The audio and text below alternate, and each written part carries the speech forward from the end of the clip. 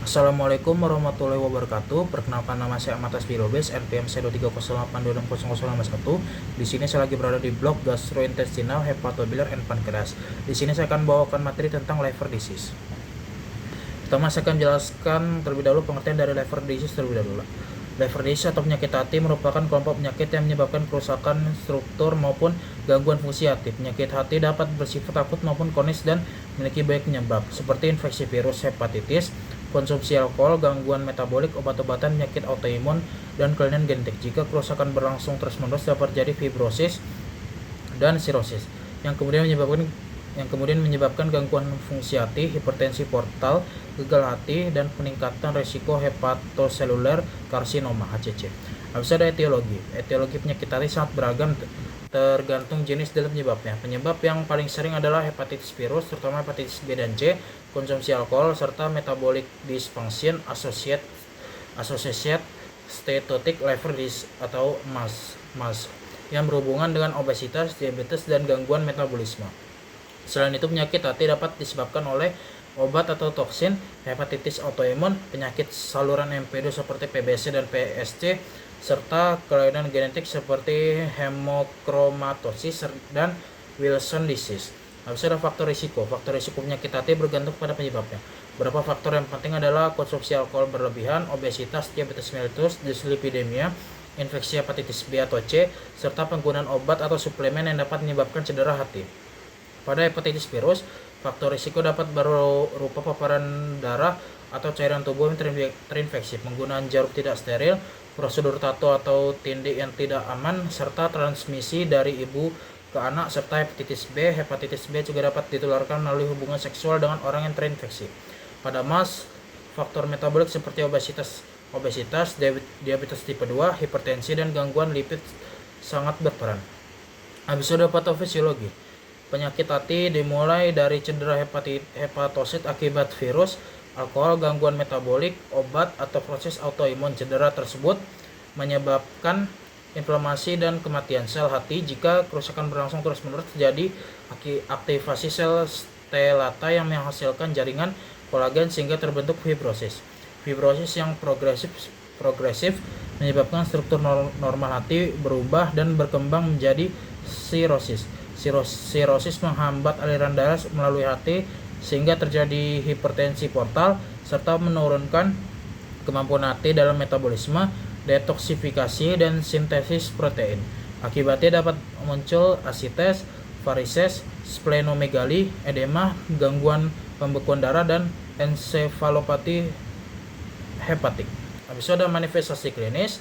Manifestasi klinis tergantung pada tingkat kerusakan hati. Pada tahap awal, penyakit hati sering tidak menimbulkan gejala. Jika mulai berkembang, pasien dapat mengalami mudah lelah, mual, penurunan nafsu makan, nyeri atau rasa tidak nyaman di perut kanan atas, serta ikterus.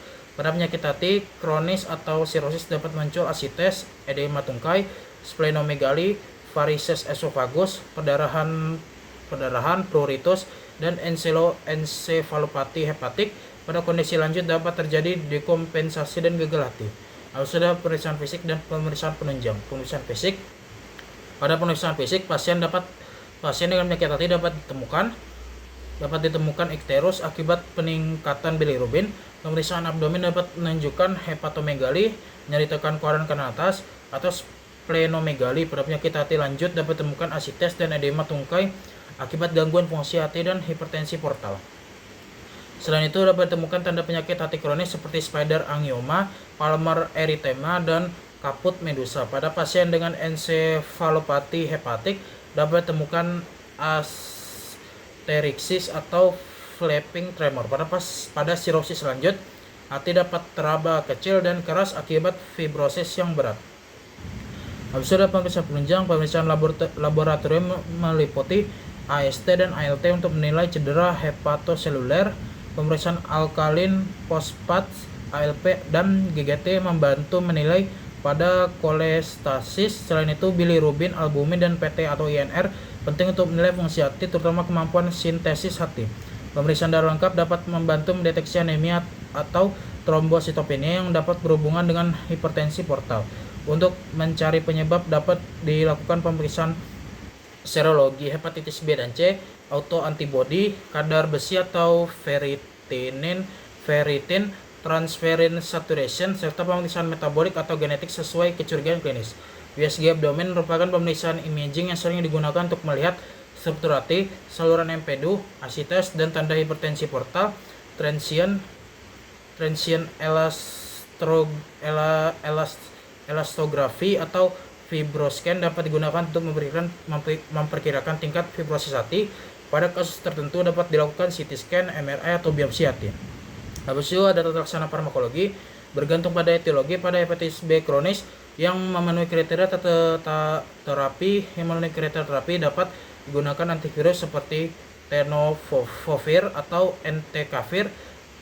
Terapi tersebut dapat memperlambat progresi penyakit dan menurunkan resiko sirosis serta kanker hati.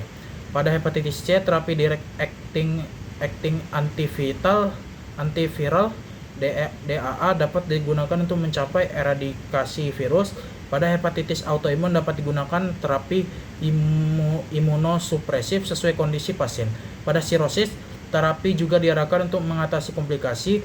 Diuretik dapat digunakan untuk asites sesuai kondisi, sedangkan laktulosa dapat digunakan pada ensefalopati hepatik, pencegahan dan penanganan perdarahan varises, infeksi, serta screening HCC juga merupakan bagian penting dalam pengelolaan sirosis. Habis ada non-farmakologinya, menghindari alkohol, menjaga berat badan, melakukan aktivitas fisik, menerapkan pola makan sehat, serta menghindari obat atau suplemen yang berpotensi hepatotoksik tanpa indikasi. Pada MASLD, penurunan berat badan dan pengendalian faktor metabolik merupakan bagian penting dari terapi. Pedoman IASL 2004 menempatkan pengelolaan faktor metabolik dan perubahan gaya hidup sebagai komponen utama penanganan MAS. Baiklah, ini referensi saya gunakan: European Association, World Health Organization 2004, World Health Organization ini 2024, American Association of the Study of Liver Disease, ada American Association for the Study of Liver Disease, back to basis of weight management. Baiklah, itu saja referensi saya gunakan. Baiklah, terima kasih. Bila ada salah kata mohon maaf. Wassalamualaikum warahmatullahi wabarakatuh.